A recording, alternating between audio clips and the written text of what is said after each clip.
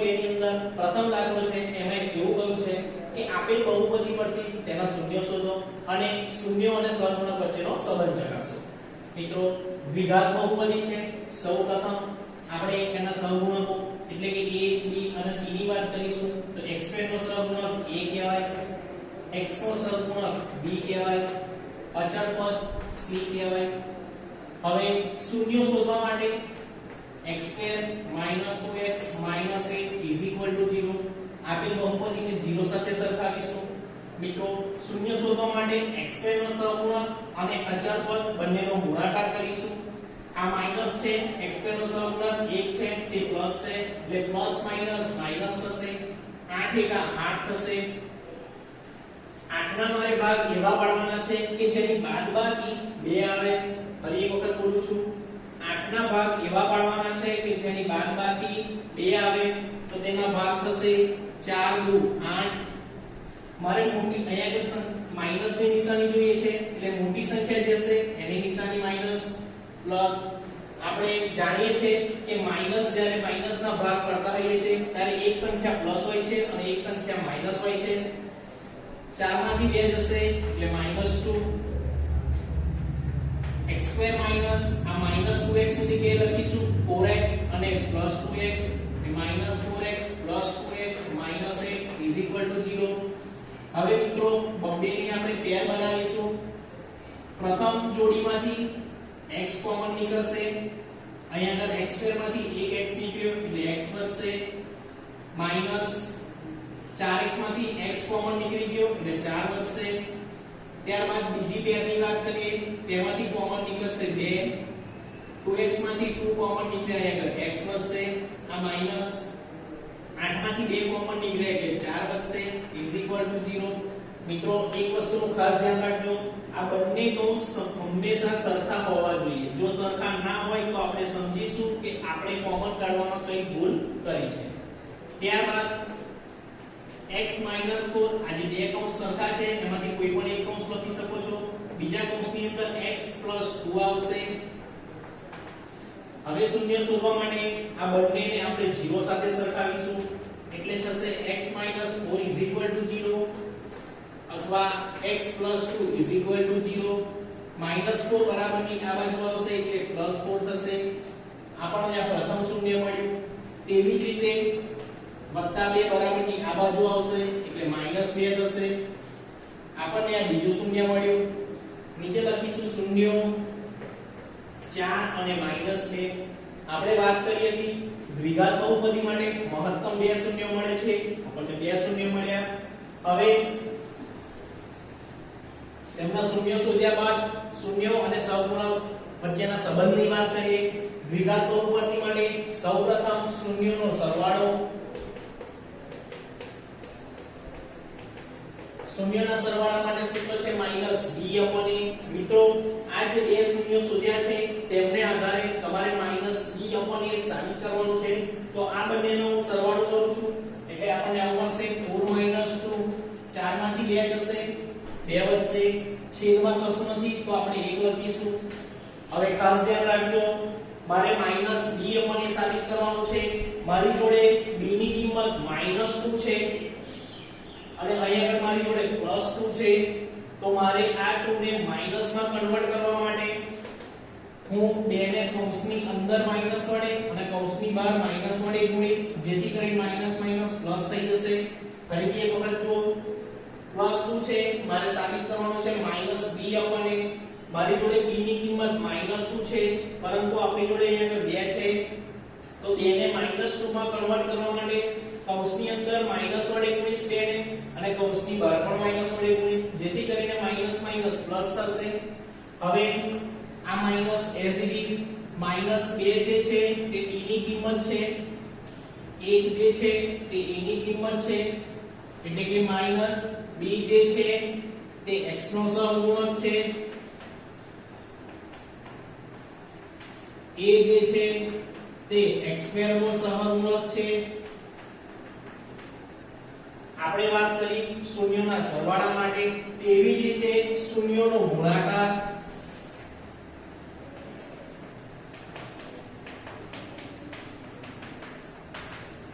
શૂન્યના ગુણાકાર માટે મિત્રો આપણે જાણીએ છીએ સૂત્ર c/a. સૌપ્રથમ બંને શૂન્યો જે છે તેમનો ગુણાકાર કરીશું. 4 -2 પ્લસ માઈનસ -4 * 8 છેદમાં કશું નથી તો હું 1 લખીશ. c ની કિંમત -8 છે, આપણી જોડે આગળ -8 છે એટલે c લખીશું. 1 જે છે તે a ની કિંમત છે એટલે આપણે જે સાબિત કરવાનું છે સંબંધની વાત જે કરવાની છે તે c/a. c જે છે તે અચળ પદ છે, a જે છે તે x² નો સહગુણક છે. હવે મિત્રો તેવી જ રીતે એના પછીના દાખલા આપણે પછીના ભાગની અંદર જોઈશું.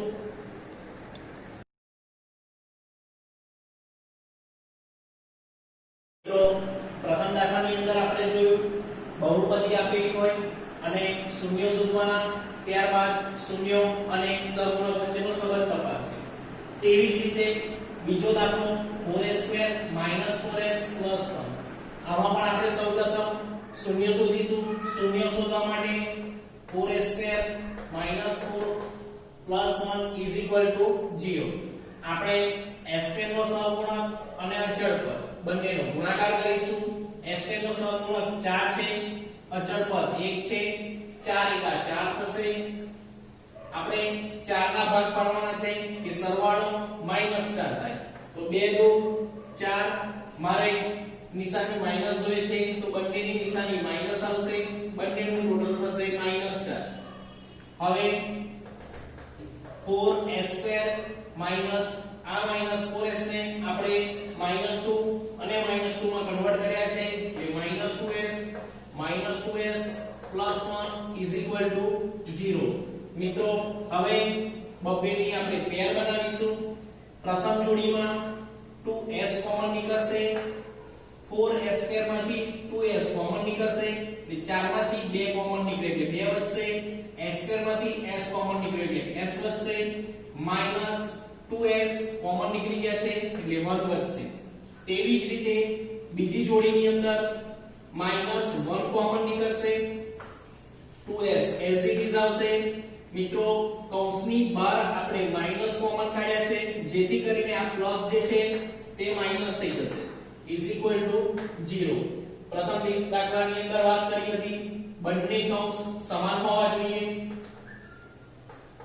2s - 1 અને બીજો અવયવ મળશે 2s - 1 = 0. શૂન્ય શોધવા માટે બંને કૌંસને 0 સાથે સરખાવીશું. 2s - 1 = 0 અથવા 2s - 1 = 0. 2s = -1 બરાબરની આ બાજુ આવશે એટલે પ્લસ થશે. મારે s શોધવાનું છે, s = 1/2. આપણને આ પ્રથમ શૂન્ય મળ્યું. તેવી જ રીતે બીજું શૂન્ય શોધવા માટે 2s = -1 આ બાજુ જશે એટલે પ્લસ થશે તો s = 1/2. શૂન્યો આપણને મળ્યા, શૂન્યો 1/2 અને 1/2. મિત્રો એક ખાસ વાત યાદ રાખજો કે અહીંયા આપણને બંને શૂન્યો સમાન મળે છે. એનો મતલબ એવો નથી કે તમે શૂન્યો જે છે એક જ વખત લખવાના, બંને શૂન્યો ફરજિયાત લખવા પડે. હવે શૂન્યોના સરવાળાની વાત કરીએ. શૂન્યોનો સરવાળો, શૂન્યના સરવાળા માટે આપણે -b/a બતાવવાનું છે.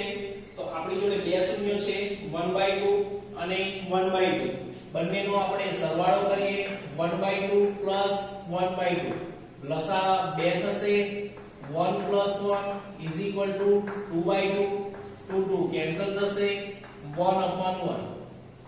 હવે ખાસ ધ્યાન રાખજો આપણે -b/a સાબિત કરવાનું છે એટલે કે b ની કિંમત અને a ની કિંમત આપણી જોડે હોવી જોઈએ. માટે આપણી જોડે જે બહુપદી છે 4s² - 4s + 1 = 0 માં a જે છે તે s² નો સહગુણક છે, b જે છે તે s નો સહગુણક છે, c જે છે તે અચળ પદ છે. હવે 1/1 આપણી જોડે છે તો b ની કિંમત -4 છે તો સૌપ્રથમ આપણે 4 લાવવા માટે અંશ અને છેદ બંનેને 4 વડે ગુણીશું એટલે 4 ભાગ્યા 4 થશે હજુ પણ મારે માઈનસ જોઈએ છે તો હું અંશમાં જે 4 છે તેને માઈનસ કૌંસની બહાર માઈનસ અને કૌંસની અંદર માઈનસ વડે ગુણીશ છેદ એઝ ઇટ ઇઝ આવશે આ માઈનસ માઈનસ +4 થશે હવે આ માઈનસ એઝ ઇટ ઇઝ કૌંસમાં જે -4 છે તે b ની કિંમત છે b આવશે છેદમાં જે 4 છે તે a ની કિંમત છે તો આ રીતે શૂન્યોના સરવાળો આપણે ચકાસ્યો છેલ્લે લખીશું -b જે છે તે s નો સહગુણક છે a જે છે તે s² નો સહગુણક છે s નો સહગુણક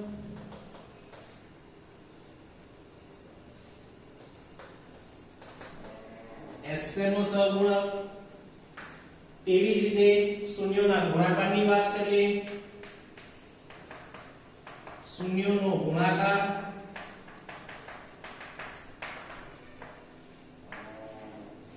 શૂન્યોના ગુણાકાર માટે આપણે સાબિત કરવાનું છે c/a એટલે કે c બરાબર 1 છે a બરાબર 4 છે અહીંયા આગળ આપણે લખેલું છે બંને જે શૂન્ય શોધ્યા 1/2 બંનેનો ગુણાકાર કર્યો 1 1 આ 1 2 2 4 c ની કિંમત 1 છે 1 ની જગ્યાએ આવશે c 4 જે છે તે a ની કિંમત છે c એટલે કે અચળ પદ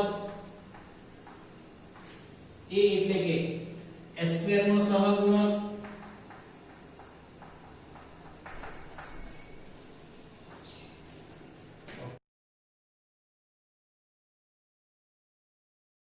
ત્રીજા દાખલાની અંદર આપણને બહુપદી આપેલી છે 6x² - 3 - 7x સૌપ્રથમ આ બહુપદીને આપણે ઉતરતા ક્રમમાં ગોઠવીશું એટલે કે 6x² - 7x - 3 0 હવે શૂન્ય શોધવા માટે x² નો સહગુણક અને અચળ પદ બંનેનો ગુણાકાર કરીશું x² નો સહગુણક 6 છે અચળ પદ 3 છે 6 તરી 18 થશે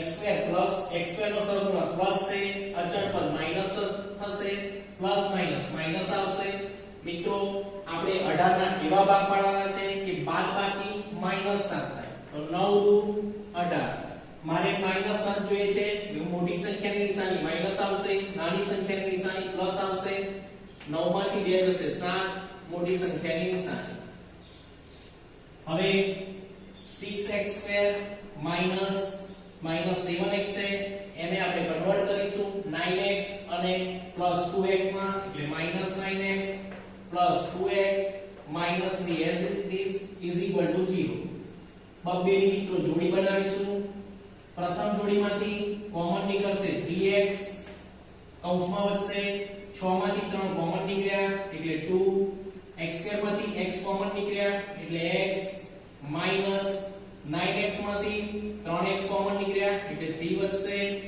તેવી રીતે બીજી જોડીમાંથી +1 કોમન આવશે 2x - 3 = 0 બંને કૌંસ મિત્રો સમાન છે 2x - 3 બીજા કૌંસમાં આવશે 3x + 1 0 હવે શૂન્ય શોધવા માટે બંનેને 0 સાથે સરખાવીશું માટે થશે 2x - 3 0 અથવા 3x + 1 0 -3 બરાબરની આ બાજુ આવશે x 2x 3 x 3/2 મિત્રો આ આપણને પ્રથમ શૂન્ય મળ્યું તેવી જ રીતે બીજા શૂન્ય માટે +1 બરાબરની આ બાજુ આવશે એટલે માઈનસ થશે x આ 3 જે છે x નો સહગુણક તે -1 ની નીચે આવશે એટલે -1/3 મિત્રો આ આપણને બીજું શૂન્ય મળ્યું એટલે કે આપણા શૂન્યો થયા 3/2 એટલે -1/3 હવે શૂન્યોના સરવાળા અને શૂન્યોના ગુણાકારની વાત કરીએ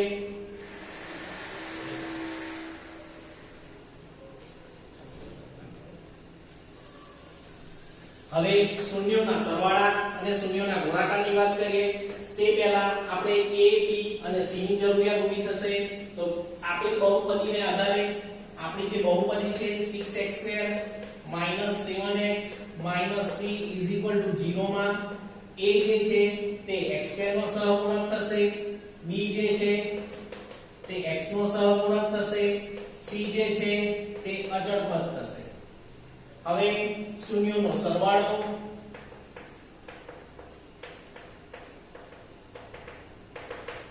શૂન્યોના સરવાળામાં આપણે બતાવવાનું છે -b/a. તો બંને જે શૂન્યો છે આપણે શોધેલા તેમનો સરવાળો કરીએ. 3/2 - 1/3. મિત્રો લસા લઈશું. લસા થશે 3 દુ 6. પ્રથમમાં બે ભાગાકારમાં છે 6 લાવવા માટે અંશને 3 વડે ગુણીશું એટલે 3 તારી 9 થશે માઈનસ અહીં આગળ 3 છે લસા 6 લાવવા માટે અંશને 2 વડે ગુણીશું 2 એકા 2 9 માંથી 2 જશે એટલે 7 વધશે ભાગાકારમાં 6. મિત્રો આપણે -b/a લાવવાનું છે. b ની કિંમત -7 છે, આપણી જોડે અહીંયા +7 છે. આ +7 ને માઈનસમાં કન્વર્ટ કરવા માટે હું માઈનસ વડે કૌંસની બહાર અને માઈનસ વડે કૌંસની અંદર મૂકીશ. હવે આ માઈનસ એઝ ઇટ ઇઝ -7 જે છે તે b ની કિંમત છે, 6 જે છે તે a ની કિંમત છે, જ્યાં b એ થશે x નો સહગુણક અને a જે થશે x² નો સહગુણક. b જે છે તે x નો સહગુણક, a જે છે તે છે x² નો સહગુણક. એવી જ રીતે શૂન્યોના ગુણાકારની વાત કરીએ. શૂન્યોનો ગુણાકાર આપણી જોડે બે શૂન્યો જે છે તેમનો ગુણાકાર કરીએ. 3/2 અને -1/3. મિત્રો પ્લસ માઈનસ માઈનસ થશે. 3 એકા 3 3 દુ 6. આપણે બતાવવાનું છે c/a. હવે એક વસ્તુ ખાસ ધ્યાન રાખજો કે 3 દુ 6 ભાગ ચાલે છે, આપણે ભાગ નહીં ચલાવીએ. જો ભાગ ચલાવશો તો c/a સાબિત નહીં થાય. -3 જે છે એ c ની કિંમત છે અને 6 જે છે તે a ની કિંમત છે. એટલે c એટલે કે અચળ પદ થશે. a જે છે તે x² નો સહગુણક થશે. આવી રીતે